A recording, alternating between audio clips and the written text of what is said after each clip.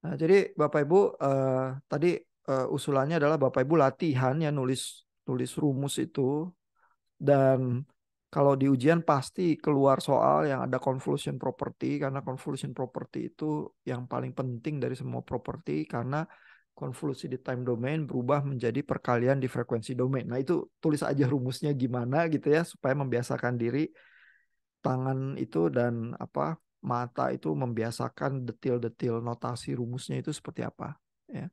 Nah, saya ingin menunjukkan satu soal UAS ya dari yang tersedia di arsip di Learn ya.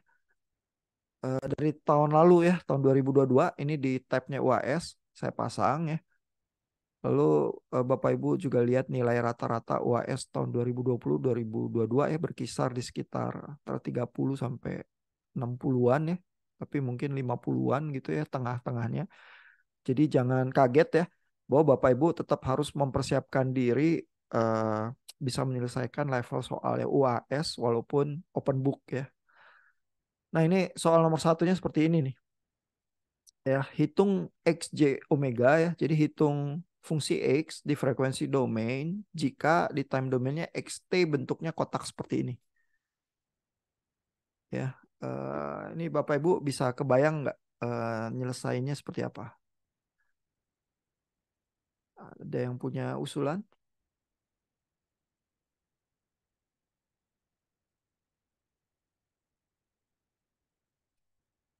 Nah, ini kalau eh, Bapak Ibu perhatikan lagi ya, tabel C itu ya, tabel Fourier transform ya. Nanti Bapak Ibu bisa mendapatkan ide-ide ya. Tapi jadi memang Bapak Ibu harus membiasakan diri terhadap tabel Fourier transform ini dan tabel C4 ini yang basic Fourier transform pairs ya. Bapak Ibu lihat tadi fungsinya tuh sinyal kotak ya. Jadi kalau Bapak Ibu perhatikan sinyal yang kotak ini baris kedua nih dari C4 ya. Ini menulis rumusnya ya kalau Bapak Ibu perhatikan ya supaya nggak bingung ya. XT sama dengan satu jika T absolut ini lebih kecil sama dengan T0. T absolut ini artinya T-nya baik positif maupun negatif diberikan absolut jadi nggak efek ya. Sehingga T itu kalau sama dengan min 2 atau sama dengan 2 sama aja diperlakukannya positif. Selama T absolutnya itu nilainya lebih kecil sama dengan nol, fungsinya satu. Jadi Bapak Ibu akan lihat kotak yang simetri terhadap sumbu Y besarnya satu ya amplitudonya ya eh, antara minus T0 sampai T0 begitu ya dengan fungsi yang seperti ini. Terus di tempat lain otherwise ini fungsinya nol. Nah, fungsi kotak yang seperti ini yang simetri terhadap sumbu Y ya itu kalau ditransform ke frekuensi domain jadinya eh, sinus X per X itu ya. Jadi fungsinya ini kelihatan typically sinus omega per omega. Ya, lalu ada T0-nya ini batasnya, lalu ada dua faktor 2-nya di depan ya. Kalau Bapak Ibu ingat ya dari materi yang minggu lalu ya, eh, fungsi kotak itu termasuk fungsi yang apa? Yang basic ya, diturunkan oleh Haikin juga di bukunya ya. Sebentar ya saya tunjukkan di chapter 3 awal ya. Itu ada penurunannya, Bapak Ibu bisa lihat lagi. Tapi kalau udah di UAS, Bapak Ibu bisa ambil dari tabel juga sih nilainya ya. Cuman kalau penasaran penurunannya, Haikin juga memberikan. Sebentar saya cari bagian penurunannya itu ya.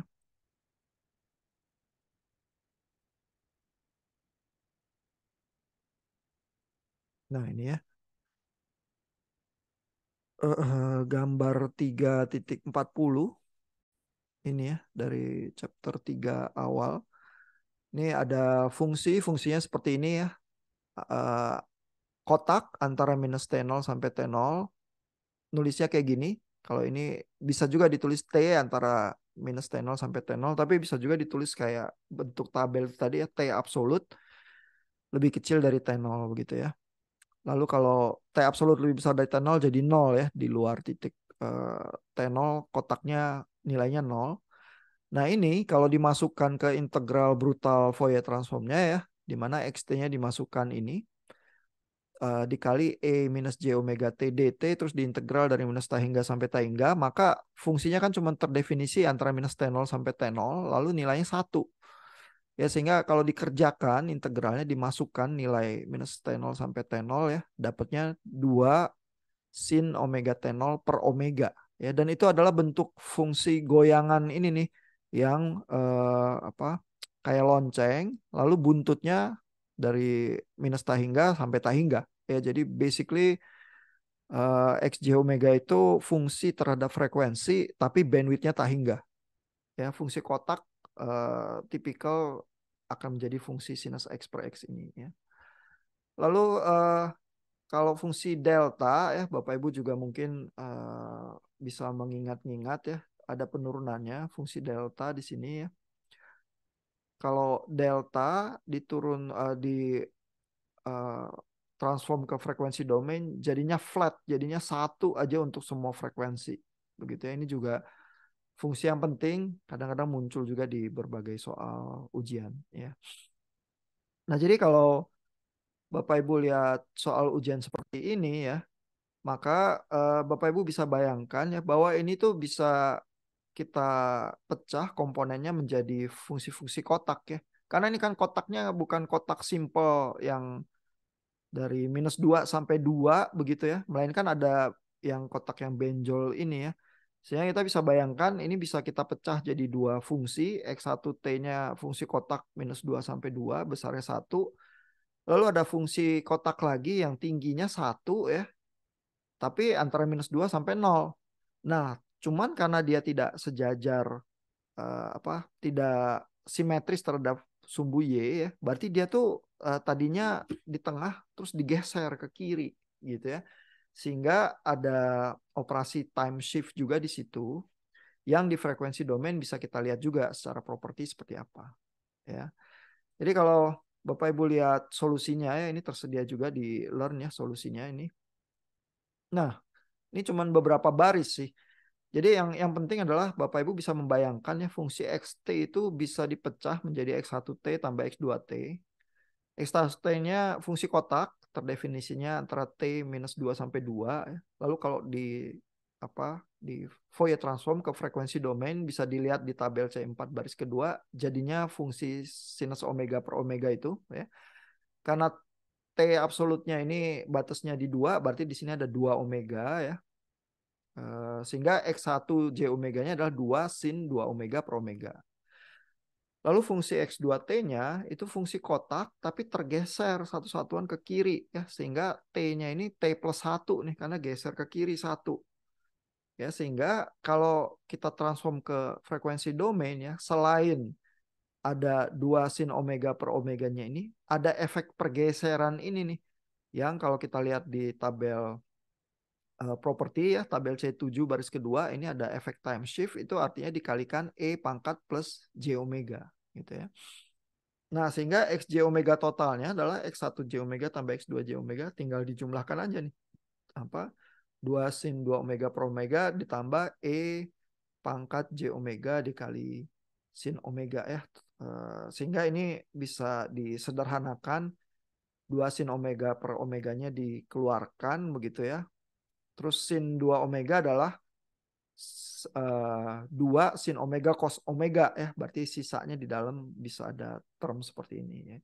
Nah, tapi kalau udah nulis sampai di sini juga udah benar sih nilainya ya, yang karena udah memahami bahwa sinyal itu bisa dipecah dua di time domain, lalu di frekuensi domain bisa ditransform lewat tabel, lalu habis itu di frekuensi domain juga dijumlahkan begitu ya. Jadi kuncinya seperti itu ya. Ada pertanyaan nggak Bapak Ibu sejauh ini?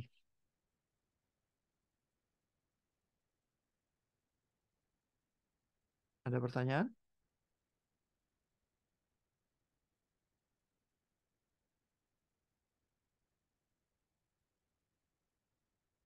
Nah, ini mungkin Pak, ya. maaf, saya mau lihat cara baca tabelnya, Pak. Yang tadi itu kan kita dapat persamaannya.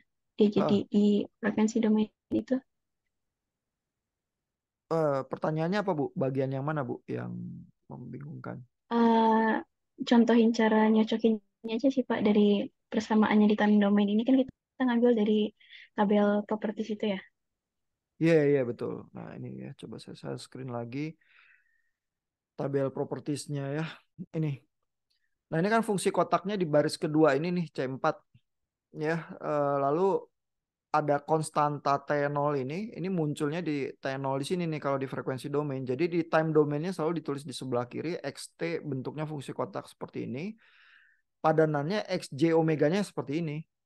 Jadi kalau tadi fungsi kotak kita dari -2 sampai 2 berarti kan T0-nya ini 2 nih. Sehingga ini jadi 2 sin 2 omega per omega sih. Begitu. Jadi tinggal ngambil aja.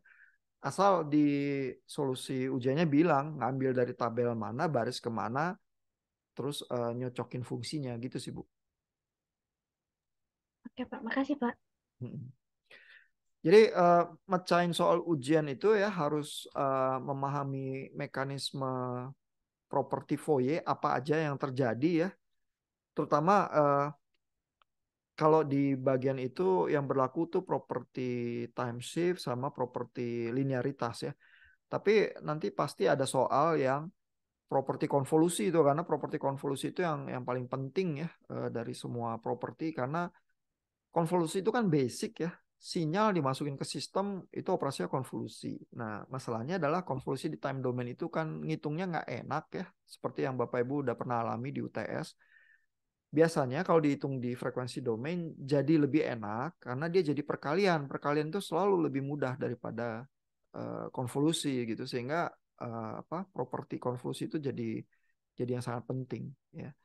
Nah, ini kalau saya kasih lihat soal nomor 2 ya di UAS 2022 itu ya, Bapak Ibu akan lihat bahwa soal kayak gitu tipikal banget ya. Ini ya soal nomor 2 ya. Ada sinyal XT masuk ke sistem H1T gitu kan. Ini kan konvolusi ini ya.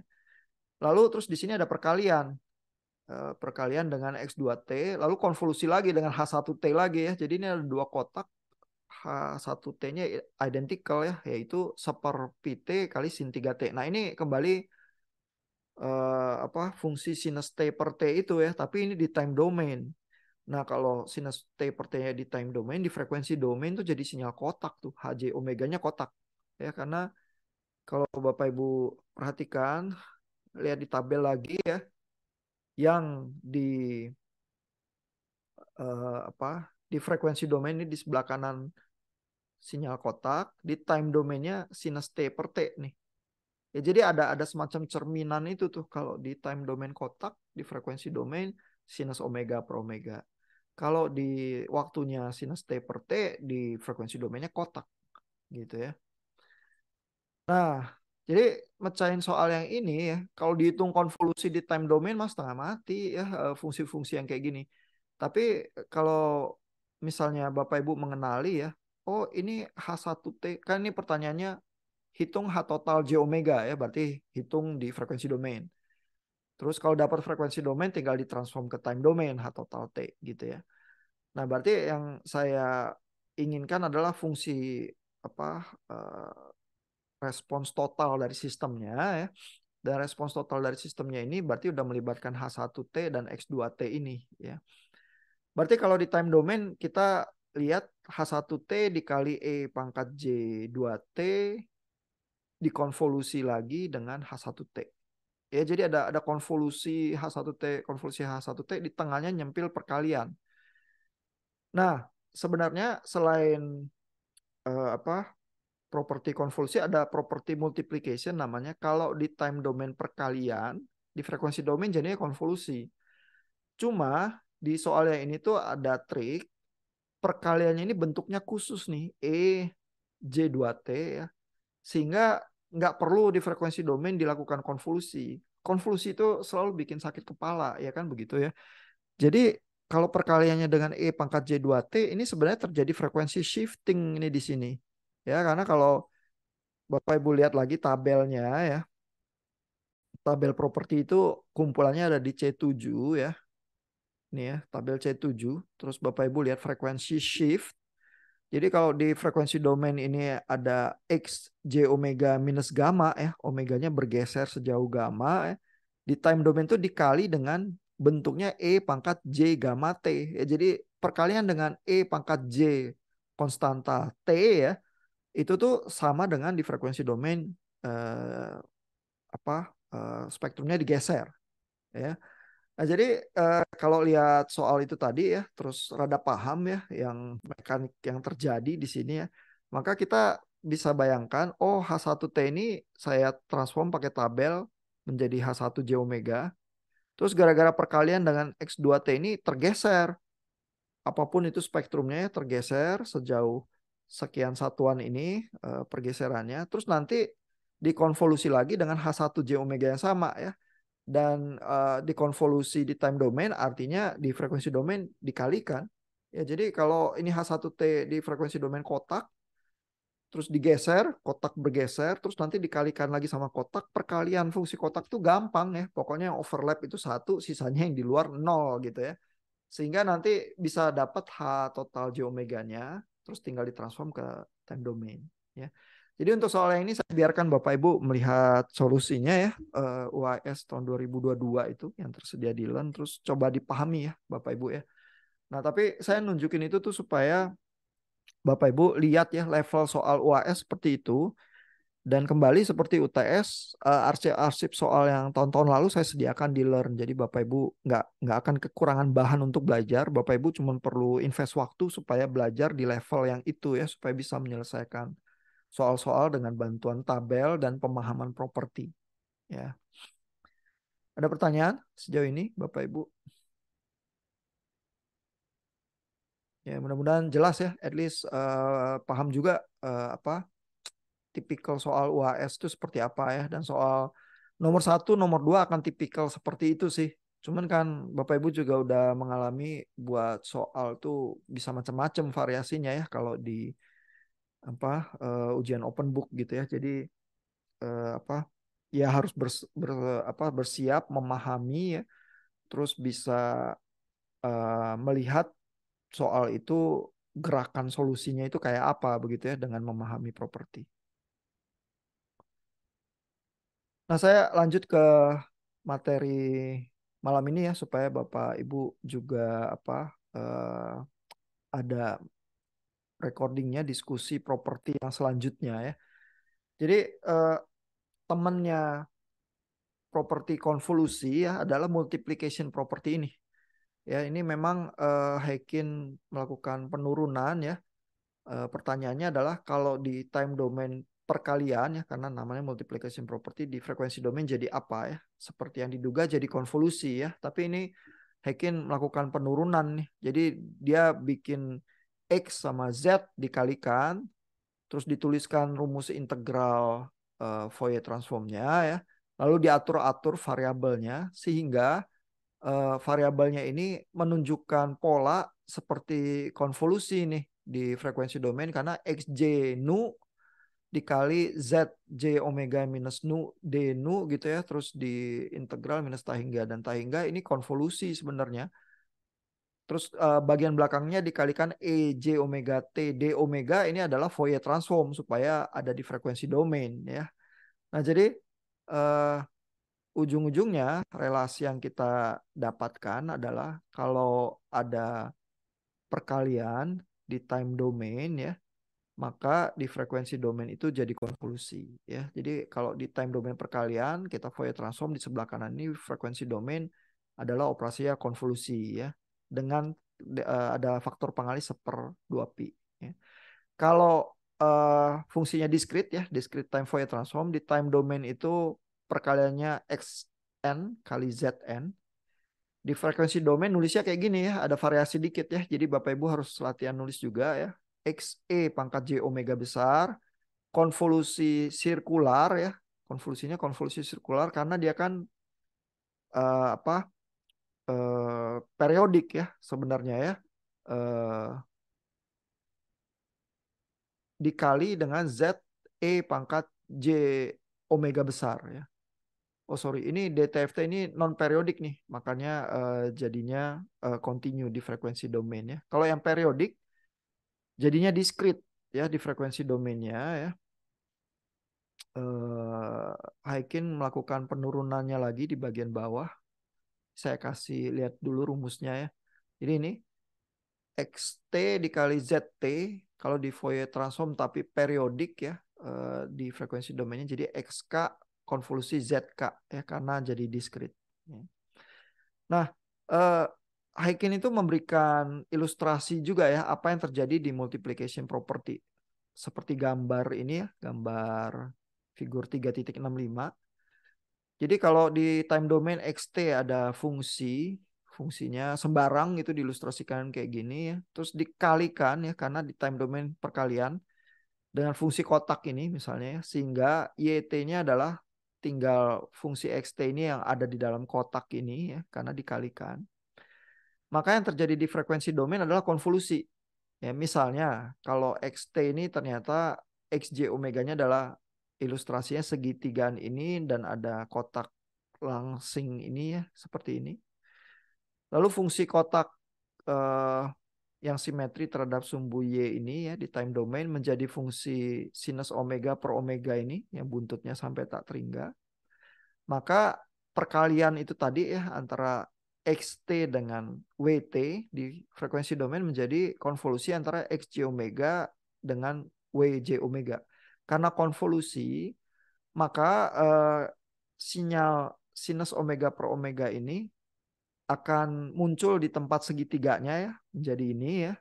Kelihatan bentuknya masih sinus omega per omega.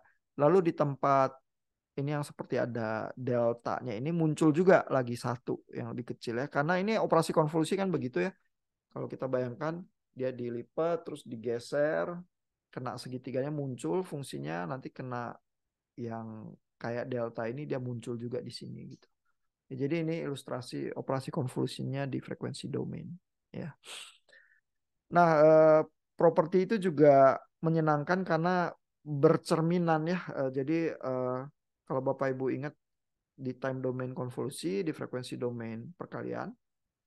Sebaliknya, kalau di time domain konvolusi, di time domain perkalian, sorry, di frekuensi domain jadi konvolusi, gitu ya. Jadi ada simetrinya seperti itu ya.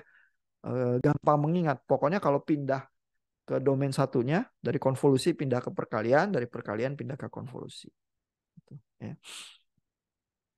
Dan kalau dalam hal perhitungan, kita ingin sebisa mungkin menghindari perhitungan konvolusinya sih kalau bisa ya, karena perkalian itu lebih gampang daripada konvolusi. Nah, kita lanjut ke properti berikutnya ya. Ini scaling properties ini. Pertanyaannya adalah bagaimana kalau eh, T di time domain itu dikalikan dengan faktor tertentu A ya. Jadi kita ingat scaling itu kalau fungsi xt-nya dikali dengan A yang menjadi XAT itu sama juga seperti sinyalnya itu di fast forward ya. Karena waktunya itu dipercepat ya. Kalau A-nya itu lebih besar dari satu, berarti misalnya XT jadi X2T ya, dipercepat 2 kali lipat begitu ya.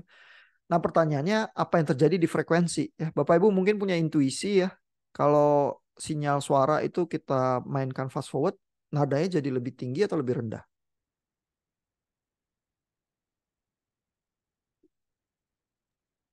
Tinggi, Pak. Ya, jadi kalau Bapak Ibu punya bayangan dengar suara kaset ya atau CD atau apa terus kita fast forward ya, nada itu naik ya. Jadi kalau kita lihat spektrum frekuensinya, mestinya kita lihat fenomena itu juga ya. Nah, ini jadi ada penurunannya ya. Kembali ditulis rumus Fourier transformnya supaya kita dapetin eh, ZJ omeganya di frekuensi domain ya. Jadi ini cuman diatur-atur aja ya, karena T-nya dikali AT ya, sehingga kita bisa tulis tau itu sama dengan AT ya. Terus kita bisa atur-atur, kalau tau itu sama dengan AT, maka T sama dengan tau per A ya, sehingga ini bisa keluar omega per A di sini kalau ini diganti tau, lalu di depan ini muncul faktor seper A begitu ya. Sehingga kita dapatkan rumusannya kalau di time domain kita kalikan XAT ya, di frekuensi domain itu jadinya secara frekuensi X J omega ini fungsi frekuensinya omega per A ya. Kalau kita lihat ilustrasinya ya, di time domain ini kalau kita kalikan AT ya, maka sebenarnya sinyal suara itu tambah tambah sempit ya di time domain karena tadinya ini nilai nol ini di satu ya, sekarang jadi di 1/A. Kalau A-nya 2 ya, 2 kali lipat ya, berarti ini jadi di setengah nih. Jadi terjadinya lebih cepat sebenarnya, ini cuman gambarnya kelihatan agak lebih lebar ya, tergantung nilai A-nya sih ya. Tapi kalau A-nya lebih besar dari satu, berarti dia dipercepat. Nah, kalau dipercepat di frekuensi domainnya XJ omega ini yang terjadi adalah omeganya di per A ya. Nah, kalau omega per A artinya titik ini tadinya titik nolnya terjadi di satu, sekarang terjadinya di A nih. Begitu ya. Karena kalau terjadi di A, berarti kan kalau A-nya lebih besar dari satu, dia A-nya ini di frekuensi yang lebih tinggi. Jadi sebenarnya spektrumnya tuh melebar. Jadi kalau di time domain kita scaling, kita fast forward, spektrum frekuensinya itu melebar. Kalau melebar berarti dia merambah ke frekuensi-frekuensi yang lebih tinggi. Sehingga kita tuh punya intuisi nggak salah ya kalau sinyal suara itu kita fast forward, frekuensinya itu lebih tinggi. Karena kalau kita buktikan, kita hitung Fourier transformnya, kita lihat bahwa frekuensinya itu merambah ke frekuensi-frekuensi yang lebih tinggi. Ya. Nah, jadi kita punya fenomena itu ya. Ini ada ilustrasinya yang lain ya. Ada soalnya sih ini example 3.48 ya. Kalau kita lihat kotak yang ini ya, lebarnya 1 ya. Dia fungsinya sinus omega per omeganya seperti itu ya. Kalau kotaknya kita lebarkan 2 kali lipat jadi 2 ya. Ini berarti kita kalikan setengah ya karena kotaknya makin lebar. Kita lihat di frekuensi domain tuh makin sempit. Ya, artinya kalau dia makin sempit, dia merambah ke frekuensi yang lebih rendah ya. Sehingga ini kita lihat ya kalau kotak itu makin melebar, itu sama dengan sinyal suaranya kita setelnya slow motion ya karena bergeraknya itu lebih lambat terhadap waktu ya.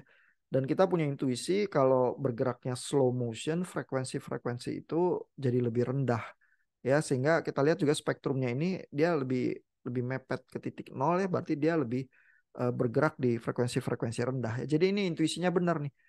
Kalau di time domain kita kuruskan di frekuensi domain lebih gemuk, kalau di time domain lebih gemuk sinyalnya di frekuensi domain lebih kurus. Ya, sehingga kita bisa punya intuisi juga dia merambah ke frekuensi yang lebih tinggi atau lebih rendah tergantung dari time domainnya. Ya. Nah, jadi scaling property itu ya ada juga di tabel apa? Tabel C7 itu ya kalau Bapak Ibu apa perhatikan. Jadi kalau Bapak Ibu nggak mau baca Heikin lagi dan penurunannya, bekal tabel C7 itu bisa menyelesaikan soal-soal ujian ya. Makanya jangan jangan lupa bawa tabelnya ya karena ini ujian open book. Saya sediakan juga di tab UAS berarti tinggal download bisa bisa langsung pakai ya.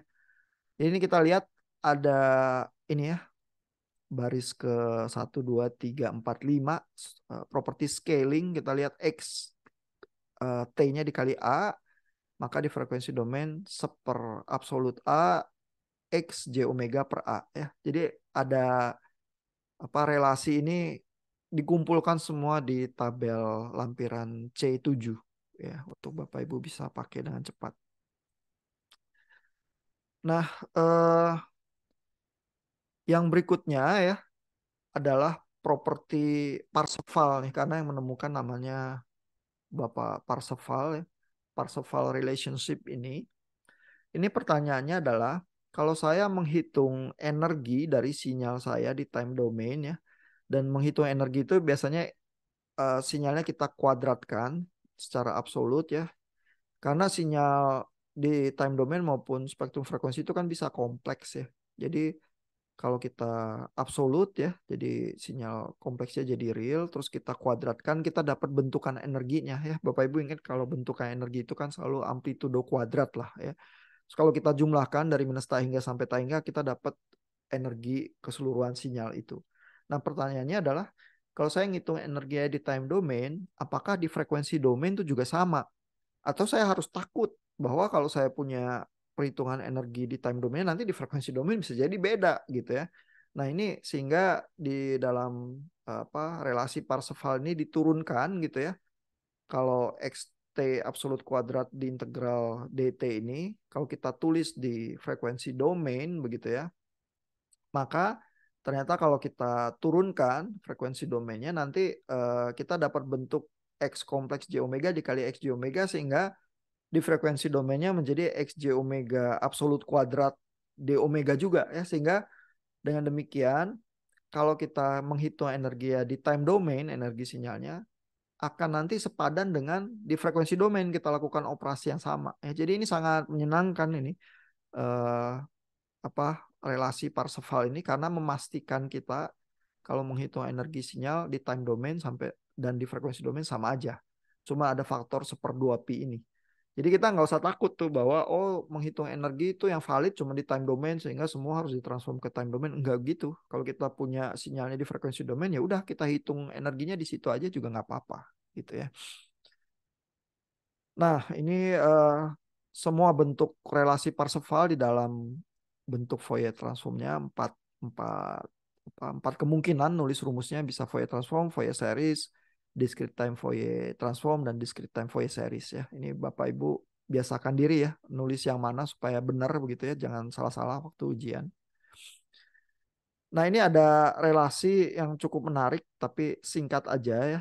Kita lihat tadi kan kalau sinyal itu di time domain kita pepetkan, di frekuensi domain melebar ya. Tapi kalau di frekuensi domain yang kita pepet di time domain melebar. Jadi kita tuh nggak bisa memperkecil sinyal itu di time domain dan frekuensi domain secara bersamaan karena kalau yang satu kita rampingkan yang lain yang mencelat melebar begitu ya, sehingga kalau kita paksa mau sekecil-kecilnya perkalian antara waktu dan bandwidth ini nanti ada batasnya tuh bakal mentok, nggak bisa lagi karena kalau kita kecilin yang satu membesar ya, sehingga ini diturunkannya oleh Hykin ya, dengan fungsi-fungsi yang sederhana, fungsi kotak di time domain, X J omeganya fungsi sinus omega per omega itu ya diturunkan. Batasnya berapa sih? Kalau waktu dikalikan bandwidth gitu ya, ternyata dari penurunannya time bandwidth produk ini ya, perkalian antara waktu dan bandwidth itu harus lebih besar sama dengan setengah. Ya, jadi ada batasnya itu setengah itu nggak bisa ya lebih kecil dari itu gitu ya, karena kalau yang satu dikecilkan yang lain akan melebar gitu ya. Eh, jadi yang menarik ya dari sini adalah eh, Bapak Ibu membaca ini Hykin bilang bahwa prinsip seperti ini ya muncul juga di dalam fenomena fisika yang lain yaitu uncertainty principle. Ya di dalam fisika modern atau fisika kuantum ya, kita tidak dapat mengukur posisi dan momentum elektron itu secara bersamaan sama tepatnya. Kalau kita mau mengukur posisi elektron itu tepat, nanti momentumnya jadi nggak tepat. Kalau momentumnya kita mau ukur tepat, keakurasinya sangat kecil, nanti posisinya yang kita nggak bisa tahu dengan tepat gitu ya. Jadi ada batasnya nih. Ya dan di dalam kuliah ini kan Bapak Ibu seolah-olah berkutat dengan abstraksi sinyal sistem yang diekstrak menjadi persamaan-persamaan matematik, tapi ternyata ada batas fisiknya karena fenomena fisik sinyal sistem itu rupanya kalau di time domain kita gencet sinyalnya di frekuensi domain jadi melebar gitu ya. Eh, itu juga fenomena yang Bapak Ibu kalau bergerak di telekomunikasi dengan sangat cepat mengenali ya. Kalau kita mau transmisikan sinyal dengan cepat ya, data rate itu tinggi ya. Berarti pulsa-pulsa kita di time domain itu berubahnya sangat cepat ya. Eh, maka artinya pulsa-pulsa kita itu sinyal kotaknya ramping-ramping di frekuensi domain, frekuensi yang diduduki jadi sangat lebar. Makin cepat data rate kita, kita mau paksa ya, bandwidth kita yang kita sediakan frekuensi yang bisa diduduki oleh sinyal kita harus makin lebar. Ya jadi salah satu problem yang dihadapi oleh 5G adalah karena dia harus uh, secara sistem itu standarisasinya pingin berambisi mencapai 10 kali lipat data rate-nya 4G, technically bandwidth yang harus disediakan juga harus 10 kali lipat. Makanya problemnya 5G adalah frekuensi mana yang bisa dibebaskan dan bisa dipakai buat 5G. Karena supaya data rate itu tinggi, akibatnya adalah bandwidth-nya harus gede. Ya, karena kita lihat juga di relasi time bandwidth produk ini ya, kalau time-nya mau kecil, bandwidth-nya harus gede. Begitu ya. Nah, sehingga sistem 5G di Indonesia itu sebenarnya consequently masih bukan 5G karena spektrum frekuensi yang disediakan tuh belum cukup ya untuk sampai bisa bilang bahwa itu 10 kali lebih cepat dari 4G. Masalah yang lain adalah rata-rata orang pakai 4G juga udah cukup puas ya, sehingga eh, bisa muncul pertanyaan ya secara aplikasi, siapa sih yang butuh 5G ya? Ya oke lah kalau dokter apa di rumah sakit melakukan operasinya pakai robot terus jarak jauh, dia butuh lah apa bandwidth sama latensi yang sangat rendah gitu ya. Tapi siapa yang pakai aplikasi yang ekstrim semacam itu begitu ya? Bukankah kita cuma buat nonton-nonton YouTube doang, itu 4G juga udah puas gitu ya. Sehingga ada faktor juga secara ekonomi, siapa yang butuh solusi yang sangat mahal itu ya. Sehingga perkembangan 5G juga bisa menjadi lebih lambat sih karena problem komersialnya itu ya. Tapi di kita eh, kasus BTS 4G itu aja yang sekarang eh, banyak jajaran menteri dan perusahaan itu kena ya kasus korupsi, itu baru di BTS 4G ini, belum sampai BTS 5G ya. Sehingga memang mungkin kita agak stagnan sih di telekomunikasi kita karena secara investasi juga itu jadi butuh justifikasi ya. Bandwidth sebesar itu juga harus dibebaskan. Sejauh ini kan TV analog udah pindah ke TV digital sehingga ada sekelompok frekuensi tertentu yang bisa di repurpose ya untuk 5G. Tapi itu juga belum cukup sih. Ya, sehingga perlu effort yang lebih besar kalau butuh 5G betulan. Tapi masalahnya nanti kalau jualan 5G betulan ada yang beli atau enggak, itu problem yang lain. Padahal 4G masih kena ganjalan korupsi sana sini ya. Jadi ada problem-problem banyak ya di perkembangan telekomunikasi kita. Nah, kita lanjut ke properti yang paling akhir di chapter ini ya, properti duality namanya. Ini propertinya juga interesting ya, karena memanfaatkan sifat pencerminan itu ya. Kalau di time domain ini tadi kita lihat XT-nya fungsi kotak, di frekuensi domain sinus omega per omega itu ya, fungsi sinc itu ya. Sebaliknya, kalau di time domain sinus T per T, di frekuensi domain jadi fungsi kotak. Jadi kayak ada pencerminan ini nih ya. Sehingga bisa jadi ya, kalau kita bilang di tabel kita itu nggak ada ya bentuk fungsinya. Tapi kan kita tahu ya, ini ada padanan cerminannya nih. Jadi boleh nggak kita pakai fungsi yang bentuknya untuk frekuensi domain harusnya untuk time domain gitu misalnya. Kenapa nggak boleh? Karena kan ada sifat pencerminan ini. Nah, duality ini mengizinkan kita melakukan itu. Ya, jadi eh, bagaimana bentuk fungsi yang di time domain atau di frekuensi domain itu bisa di swap ya, dipindahkan ke domain berikutnya. Eh, tapi fungsi yang biasanya untuk omega itu untuk T, sedangkan fungsi yang untuk T ini dipakai untuk omega ya. Jadi penurunannya ini Heikin menswap itu tuh omega sama T-nya gitu ya, dia dia turunin. Lalu ujung-ujungnya kalau dia atur-atur ya variabel-variabelnya ini ya, dia swap pakai nu sama dengan minus omega dan eta sama dengan T gitu ya. Terus dia ganti-ganti variabelnya. Ujung-ujungnya dia dapat persamaan ini ya.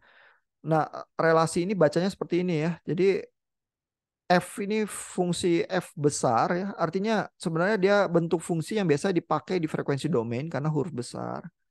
Tapi dia nulisnya di sebelah kiri nih. Dan dia fungsi terhadap T. Ya, jadi fungsi yang harusnya untuk frekuensi domain dipakai sebagai fungsi JT. Lalu di sebelah kanan ini yang harusnya frekuensi domain pakai fungsi F kecil. F kecil artinya yang biasanya buat time domain tapi dipakai di sebelah kanan.